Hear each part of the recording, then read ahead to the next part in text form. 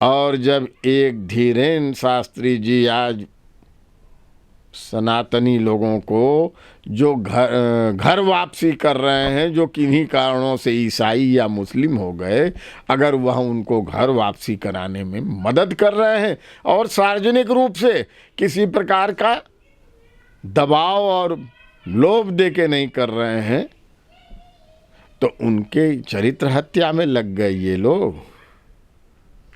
आप मुझे बता दीजिए कि कभी कोई कहता है कि भाई चादर चढ़ाते हो ये अंधविश्वास है? क्यों चढ़ाते हैं चादर? ठंडा लगता है या गरीबों को वो चादर मिलना है? गरीबों को बांट दीजिए, जिनके शरीर पर वस्त्र न हो, जिनके पास बिस्तर न हो, उन्हें चादर देना चाहिए। तो लोग मुर्दे को चादर देते हैं। और ये जो घूम घूम के मार आप घटनाएं सुन रहे हैं, जानकारी यहाँ है, सबकी जानकारी में है कि ये हालेलुया चंगा कर रहे हैं, आँख की रोशनी ला दे रहे हैं, लूले और बहरे को आवाज़ दे रहे हैं, कान में श्रवण शक्ति दे रहे हैं, लूले को चला दे रहे हैं। मदर टेरेसा के बारे में कहा जाता है उन्हें संत इसलिए स्थापित किया गया क्योंकि उन्होंने एक महिला के गर्भाशय में कैंसर था, उसको स्पर्श करके उन्होंने ठीक कर दिया, इसीलिए वो चमत्कार मान लिया गया। रिकॉर्डेड है, डॉक्यूमेंटेड है, तब उन्हें सेंट मदर टेरेसा कहा गया। अरे भाई, तो मदर टेरेसा अगर यही कर सकती थी, यही कर रही थी, तो पोप महोदय जो मर गए बीमारियों से, माइस्थेनिया ग्रेविस या बीमारियों से, उनका क्यों नहीं दूर कर दी? तब कोई प्रश्न पूरे विश्व में नहीं उठाता है। नमस्कार, बहुत स्वागत है आप सभी का प्यारा भारत पर। बागेश्वर धाम वाले बाबा के नाम से लोकप्रिय धीरेन्द्र शास्त्री आजकल विवादों में हैं। महाराष्ट्र अंधविश्वास निर्मूलन समिति का कहना है कि बाबा पाखंड करते हैं और उनसे कई लोग सहमत भी हैं कि हाँ, बाबा पाखंड करते हैं। लेकिन कई लोग बाबा के पक्ष में भी हैं, जैसे कि स्वामी रामदेव, बाबा जी के गुरु स्वामी रामभद्राचार्य, कई लोग समर्थन में भी हैं। तो इसी विषय पर हम जानेंगे। हमारे साथ जुड़े हैं विद्वान अधिवक्ता डॉक्टर राजेश मिश्रा। उन्हीं से जानेंगे कि क्या सही है, क्या गलत है। सर, बहुत स्वागत है आपका। सर, ये जो पूरा मामला है, कोई कह रहा है कि पाखंड है, कोई कह रहा है कि नहीं सही है, क्या कहेंगे इस पर आप? आपका और आपके दर्शकों का स्वागत है। कहने वालों का क्या है? कहने वालों का ये है कि भारतवर्ष में कांग्रेस आज भी देश के हर कोने में है और उसके पद विहीन सर्वमान्य नेता राहुल गांधी हैं। इसमें कोई संशय नहीं है। और कई करोड़ मतदाता भी कांग्रेस के आज भी हैं। जितने भी नेता हैं, इसे वो खड़गे जी अध्यक्ष बन गए हैं, फिर भी वो चरण पादुका राहुल गांधी की ही उठाने वाले हैं। यह स्थिति है। और राहुल गांधी ने क्या कहा था? यह देश पुजारियों का नहीं है। और जब यह देश पुजारियों का नहीं है, कांग्रेस शिरोमणि राहुल गांधी ने कह दिया था, तो क्या आप समझ रहे हैं कि ये उनका कथन अनायास हुआ था? वह इस बात को संकेत दे रहा था कि पूजा करने वाले, पूजन पद्धति से जुड़े हुए सनातनियों, हिंदू धर्मावलंबियों पे एक बड़ा हमला होने जा रहा है, जिसका शुभारंभ राहुल गांधी ने कर दिया था। और उसके आगे का क्रम, उनकी यात्रा के आरंभ में जिस फादर से वो मिले थे तमिलनाडु में, केरल में, या पूरे देश ने उस वीडियो को देखा था। वो फादर हमारे देवी देवताओं और ईश्वर पर व्यंग कर रहे थे, खिल्ली उड़ाए थे संवाद करते समय। तो यह एक सोची समझी रणनीति के तहत राहुल गांधी ने जो यात्रा आरंभ किया और उसमें आकर हमला सीधे सीधे हम सनातनी हिंदू पूजकों पर कर दिया था कि ये देश पुजारियों का नहीं है। मैं बार बार तभी से प्रश्न पूछ रहा हूं, लेकिन देश में यह जमकर बातें नहीं उठाई जा रही हैं कि भाई ठीक है, ये जो 100 करोड़ सनातनी कहे जाते हैं और उसमें से 99 करोड़ या 95 करोड़ पुजारी ही है, पूजा करने वाले हैं। अगर उनका ये देश नहीं है तो इसी लगे हाथ राहुल गांधी बता दें कि ये नमाजियों का देश है। आप करेंगे इसके पीछे राहुल गांधी है, तो अब आगे कांग्रेस को इससे क्या लाभ है? क्यों? अब आगे आप सुन लें, तो क्या ये नमाजियों का देश है? लेकिन कांग्रेस इस बात पर मौन है, राहुल गांधी मौन है, कोई बोल नहीं रहा है। पुजारियों का देश नहीं है, नमाजियों का देश है, ये भी बता देना चाहिए था लगे हाथ, वो बताया नहीं गया। ईसाइयों का देश है, ये भी नहीं बताया जा रहा है। तपस्वियों का देश है, अब आगे इस बात को जोड़िए आप कि जब उन्होंने ये कथन कह दिया था तो इसका मतलब है कि हिंदुत्व, हिंदुवादी या हिंदू चेतना शक्ति पर प्रहार आरंभ हो गया है। पहले सलमान खुर्शीद के माध्यम से हमला किया गया कि हिंदुत्व मतलब आतंकवाद, आईसिस, अलकायदा। आप वहां से जोड़ के देखिए, क्या कभी राहुल गांधी ने खंडन किया कि सलमान खुर्शीद ने गलती किया है अपनी पुस्तक में हिंदुत्व वैसे ही है जैसे अलकायदा है और आईसिस है? इस बात का खंडन किया। वहां सलमान खुर्शीद ने कहा चूंकि वो मुस्लिम है इसलिए वह बात एक डिफेंस बन गई कि ठीक है, वो कह दिए। आगे क्रम जुड़ता है, जिस ढंग की खड़गे ने भाषा बोली है, रावण या ऊट पटांग गुजरात चुनाव के समय आरंभ किया, फिर आके ये राहुल गांधी ने अंतिम में कह दिया। दबी इच्छा इनकी उजागर हो गई कि ये पुजारी विहीन देश बना दिया जाए। ये इनकी पुरातन पद्धति है। माउंटबेटन, लेडी माउंटबेटन से मिला हुआ जो चरित्र है इनके परिवार में, बाल डांस करने वाला खानदानी गुण है, वहाँ से ये नेहरू जी से जुड़े हैं जिन्होंने कहा था कि मैं एक्सीडेंटल हिंदू हूँ। इन बातों को जोड़ के आप पूरे समग्र विश्लेषण करिए तो ये तय हो गया कि अब ये नया हमला इस सनातनी चेतना को, हिंदुत्व की धार को आगे बढ़ा रहे धीरेंद्र शास्त्री जी, आज के दौर में हमारी सनातनी व्यवस्था के गौरव पुरुष बाबा धीरेंद्र शास्त्री जी पर तो हमला होना ही था। कोई बता दे कि धर्मांतरण की जगह वो अगर घर वापसी कर रहे हैं तो इसमें गलत क्या कर रहे हैं? धर्मांतरण का कोई विरोध नहीं करेगा क्योंकि हिंदू मुस्लिम बनाया जा रहा है या ईसाई बनाया जा रहा है, बड़े प्रसन्न हैं सब लोग, चुपचाप रहते हैं। और उसके लिए जो तमाम तरह के जादू दिखाए जाते हैं, टोना किए जाते हैं, हालेलुया किया जाता है, उसमें कोई परहेज नहीं है। वहाँ कोई अंधविश्वास उन्मूलन समिति कोई हस्तक्षेप नहीं करती है, कोई जांच नहीं करती है।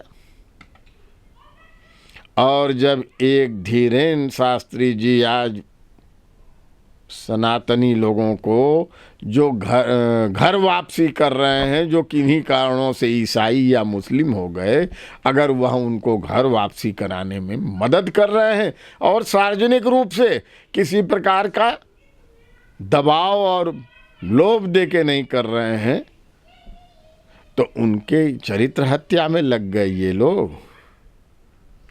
आप मुझे बता दीजिए कि कभी कोई कहता है कि भाई चादर चढ़ाते हो ये अंधविश्वास है? क्यों चढ़ाते हैं चादर? ठंडा लगता है या गरीबों को वो चादर मिलना है? गरीबों को बांट दीजिए, जिनके शरीर पर वस्त्र न हो, जिनके पास बिस्तर न हो, उन्हें चादर देना चाहिए। तो लोग मुर्दे को चादर देते हैं।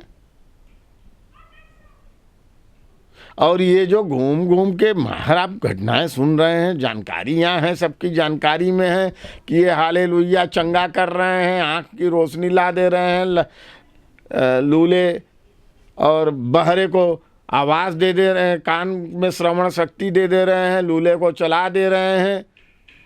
मदर टेरेसा के बारे में कहा जाता है उन्हें संत इसलिए स्थापित किया गया क्योंकि उन्होंने एक महिला के गर्भाशय में कैंसर था, उसको स्पर्श करके उन्होंने ठीक कर दिया, इसीलिए वो चमत्कार मान लिया गया। रिकॉर्डेड है, डॉक्यूमेंटेड है, तब उन्हें सेंट मदर टेरेसा कहा गया। अरे भाई, तो मदर टेरेसा अगर यही कर सकती थी, यही कर रही थी, तो पोप महोदय जो मर गए बीमारियों से, माइस्थेनिया ग्रेविस या बीमारियों से, उनका क्यों नहीं दूर कर दी? तब कोई प्रश्न पूरे विश्व में नहीं उठाता है। संत घोषणा की पद्धति आपको मालूम होगी या समाज को नहीं मालूम है तो जानना चाहिए। तभी होती है ईसाइयत में संत कोई घोषित होता है, सेंट जिन्हें कहते हैं, वो तभी घोषित होता है जब उससे कोई एक चमत्कार जुड़ा हो, चमत्कारिक कार्य। कभी उसकी जांच होती है, परख होती है, सब लोग मौन धारण किए रहते हैं। और देखिए, जो बागेश्वर धाम वाले सरकार कर रहे हैं वह इस युग का संदेश दे रहे हैं, और यह स्वाभाविक संदेश है। वर्तमान काल जो ये मोदी युग चल रहा है, उस मोदी युग का, उसकी पृष्ठभूमि केवल यहीं से नहीं तैयार हुई है।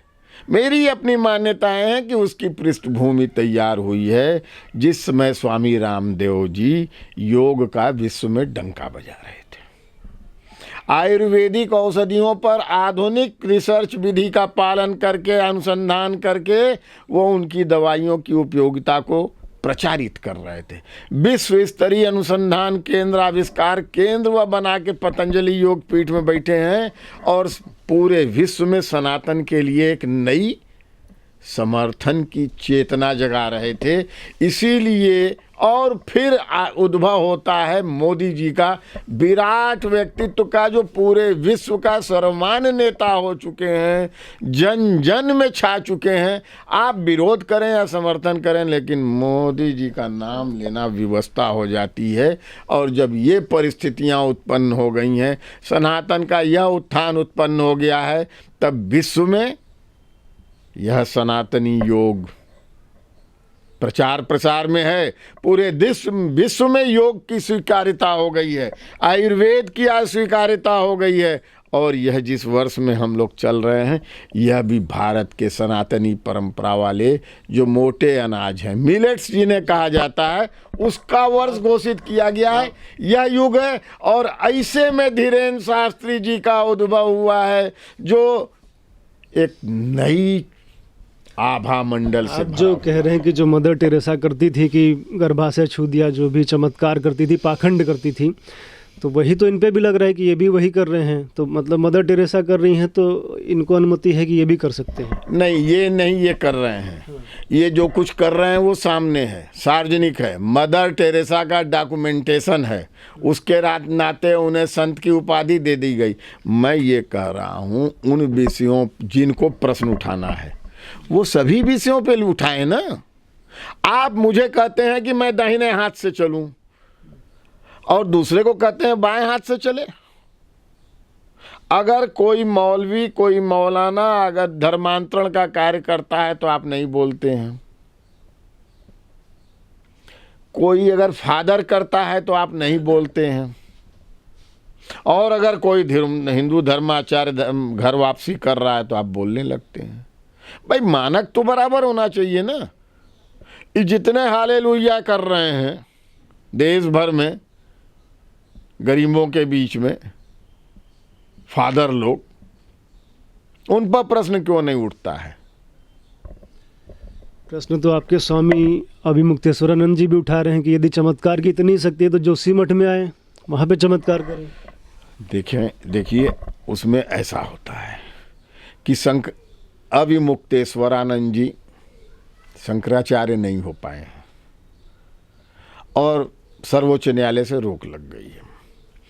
और अभिमुक्तेश्वरानंद जी सनातन के हित में विरोधी ही प्रायः बातें करते रहते हैं। आपको मालूम है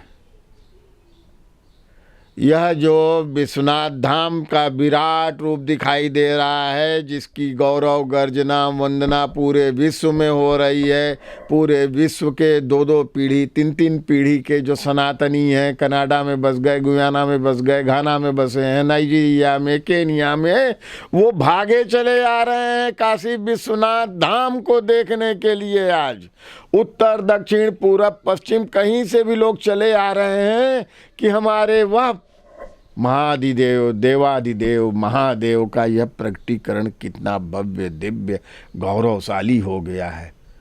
उसमें भी बाधा बने थे यही विद्या मठ में रहने वाले अभिमुक्तेश्वरानंद जी, उसमें भी बाधा बनना चाहते थे, नहीं कुछ हुआ।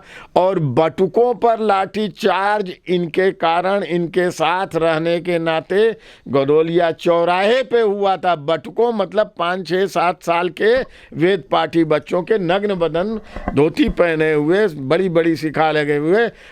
लेकिन जैसे ही चुनाव आया, उसी के बाद 2017 का चुनाव उत्तर प्रदेश का हुआ, वहीं सपा की सरकार थी, अखिलेश यादव की सरकार थी, जब लाठीचार्ज किया गया था, सुधाकर यादव थे एसपी सिटी।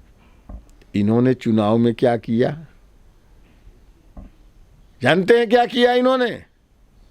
जबकि राम राज्य परिषद के जरिए हमेशा चुनाव लड़ाते हैं। इनको तो जो लाठी चार्ज किया उसका खुल के विरोध करना चाहिए था। बटुकों पे लाठी चली थी, इस काशी के अंदर चली थी, काशी के हृदय स्थल पे चली थी, आत्मा को चोट पहुंची थी। हम लोगों का दिल रो रहा था, आंख में आंसू आए थे वह लाठी चार्ज देख के। लेकिन इन्होंने घूम घूम कर सपा का कोई विरोध नहीं किया था, क्योंकि 17 के चुनाव में सपा और कांग्रेस का समझौता हो गया था। विरोध नहीं किया था, लेकिन जो अपनी ये सफाई देते हैं कि अखिलेश यादव जाके माफ़ी मांगे हैं, तो संत प्रवृत्ति है कि भाई कोई माफ़ी मांगेगा तो माफ़ कर ही देंगे। खैर वो तो अलग बात हो जाएगी। आपने जो कहा हाँ। चमत्कार चाहते हैं ये, हाँ। देखिए सबकी अपनी क्षमता होती है। मैं चमत्कार, तर्कवाद, विज्ञानवाद पर विशद चर्चा करना अगर समय नहीं, शायद आप नहीं देंगे, नहीं करना चाहूँगा। आज यह सिद्धांत स्थापित हो गया ना, ठोस, द्रव और गैस कुछ भी नहीं होता है। यह हमारी समझ का फेर है। 100-200 साल, क्योंकि सब कुछ तो ऊर्जा है अंततः। आज तो ये मॉडर्न फिजिक्स की बात हो गई ना। और जिसको आप स्थिर दिख रहे हैं उसमें भी परमाणुओं का और अणुओं का दोलन हो रहा है, क्योंकि हम नहीं देख पाते हैं। और कोई बड़ा यंत्र लगेगा तो लगेगा कि अरे ये दीवार तो अंदर से हिल रही है, कंपन हो रहा है। हमारी दृष्टि का दोष है। विज्ञान की वह पद्धति हमारे पास, हमारी दृष्टि में नहीं है, तो हम इसे ठोस कह देते हैं। जब यह वैज्ञानिक पद्धति और इंस्ट्रूमेंट्स बढ़ गए, इन्होंने उसका भी विश्लेषण किया तो कहा कि नहीं नहीं, इसमें तो अणु है, परमाणु है, अणु है। अणु के आगे जब बढ़े तो परमाणु है, परमाणु के आगे बढ़े तो इलेक्ट्रॉन, प्रोटॉन, न्यूट्रॉन, ये सब क्या है? ऊर्जा के पुंज हैं। कहीं कुछ ठोस जैसा दिखाई नहीं। तब यह सिद्धांत आया E=mc², आइंस्टीन जी का, कि सब कुछ तो वही है। तो व्यवहारिक दृष्टि से क्या होता है? चमत्कार होता है। जो हमारे आपके लिए असंभव हो वह चमत्कार मान लिया जाता है। अब आप जो कहना चाह रहे हैं कि जो कहें अभिमुक्तेश्वरानंद जी वह वो कर दें तब तो मान जाएंगे, जोशी मठ की दरारें दूर कर दें। मैं वकील हूं, मैं सिविल की वकालत करता हूं। मैं सिविल के कानून पे तो बता सकता हूं, लेकिन मैं क्रिमिनल पे भी बता दूंगा, कॉन्स्टिट्यूशनल लॉ पे भी बता दूंगा, सोसाइटी पर भी बता दूंगा, इनकम टैक्स में भी बता दूंगा। जरूरी नहीं है, और जरूरी नहीं है, संभावना कम है, और किसी के लिए भी संभव है। तो ऐसे ही कोई व्यक्ति सिलाई में माहिर होगा, कोई व्यक्ति जोड़ाई में माहिर होगा, कोई व्यक्ति रफू करने में माहिर होगा, कोई व्यक्ति तोड़ फोड़ में माहिर होगा, कोई कार चलाना जानता होगा, कोई जहाज चलाना जानता होगा, कोई साइकिल चलाना जानता होगा, कोई घोड़े पे सवारी करना जानता होगा, कोई ऊंट पे सवारी करना जानता होगा। और कोई कुछ भी नहीं चलाता होगा, पैदल चल पाता होगा।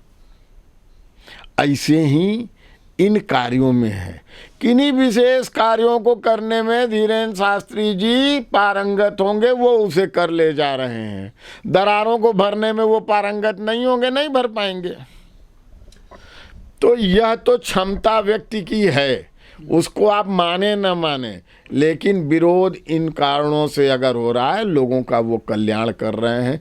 आप मुझे बता दीजिए कि अभिमुक्तेश्वरानंद जी किसका क्या कल्याण कर रहे हैं? अगर उनको तो यह प्रश्न तब उठा में जब ये दरार भर ले और नहीं कहें कि ये सब व्यर्थ है। अगर ये जोशी मठ की दरारों को नहीं भर पाते हैं तो ये भी व्यर्थ है। और अभिमुक्तेश्वरानंद जी ने उस आग में हाथ दिया है, डाला है, जिसमें ये जल के भस्म हो जाएंगे। मैं बड़ा दुखी हूं अर्जुन जी। शंकराचार्य होने की लाइन में है। शंकराचार्य बहुत बार लोग कहते भी हैं और मानते भी होंगे, यद्यपि सर्वोच्च न्यायालय के निर्णय से यह निर्णय रुका हुआ, ये सर्वोच्च न्यायालय होने जा रहे हैं। इनकी नादानी, मैं जब अध्यक्ष था बनारस बार का तो ये हमारे बार में आए थे और बहुत कुछ इनसे संवाद हुआ था। अब खैर वो घटना नहीं यहाँ पे चर्चा, लेकिन इनकी नादानी इनके देवताओं को, इनके ईष्ट को, इनके ईश्वर पर भी प्रश्न उठा देगी। मैं बहुत दुखी हूँ। ये अभिमुक्तेश्वरानंद जी कितनी बड़ी नादानी कर रहे हैं, और अगर कठोर शब्दों में कहूँ तो मूर्खता कर रहे हैं इस ढंग के प्रश्न को उठा के। फिर तो आप साबित नहीं कर सकते हैं कि आपकी शंकर जी की कथाएं, आपके ईश्वर की कथाएं, आपके देवताओं की कथाएं, आपकी सृष्टि की सारी कथाएं आप विज्ञान की कसौटी पे सिद्ध कर पाएंगे। तो इन्हें ऐसा नादानी नहीं करना चाहिए था, मौन रखना चाहिए था। किसी भी धर्म ग्रंथ में जो बातें कही गई हैं वो आधुनिक विज्ञान पे कहीं भी पूरे पृथ्वी पे सिद्ध नहीं हो पाती हैं। जो कुछ कुरान में लिखा है, जो कुछ बाइबिल में लिखा है, जो कुछ पुराण में लिखा है, वो सिद्ध कर देगा कोई क्या? मैं ये मानता हूं कि कदापि ऐसी मूर्खता, क्षुद्र मूर्खता इन्हें नहीं करना चाहिए था।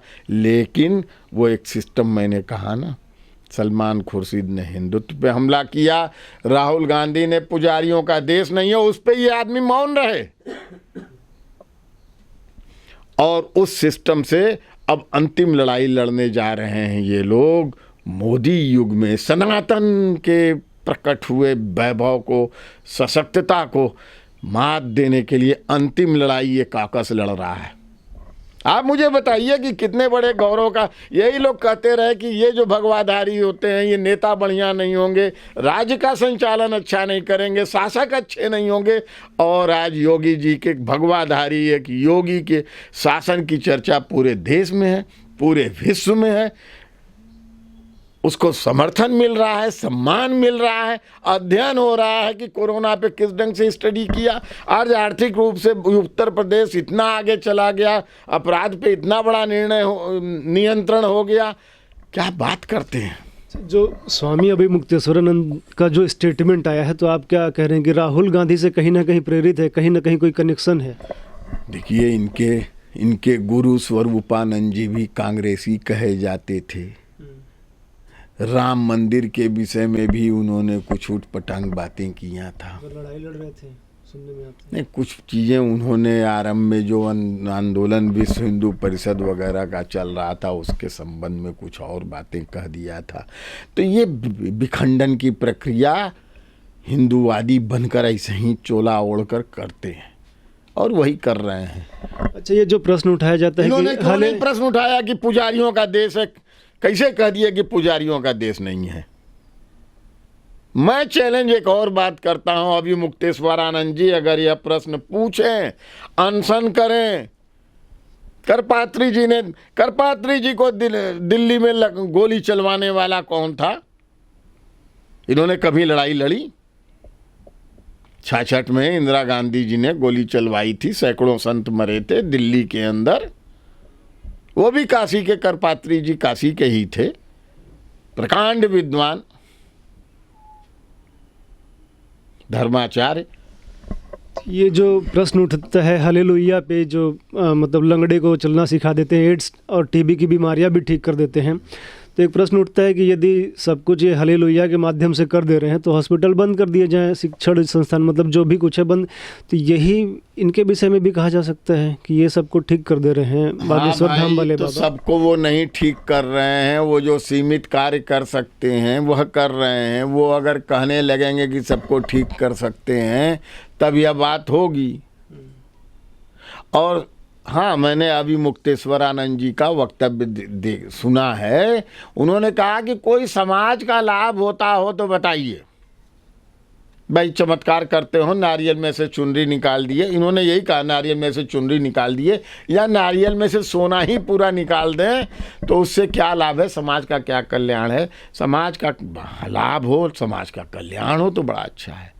तो जो चादरें जाके चढ़ाते हैं लोग कब्र पर, मुर्दे पर, इससे समाज का लाभ है, यह प्रश्न उठाएंगे अभी। एक तर्क ये दिया जाता है कि हम अपने घर की बात करेंगे, दूसरे के घर की बात है तो हम क्यों कहें। जी नहीं, जी नहीं, अड़ोस पड़ोस सारे अब जैसे जोशी मठ में मकान जो पड़ोस में बन गए 5-6 मंजिले होटल, उनका परिणाम दुष्परिणाम ये जोशी मठ पूरा भोग रहा है।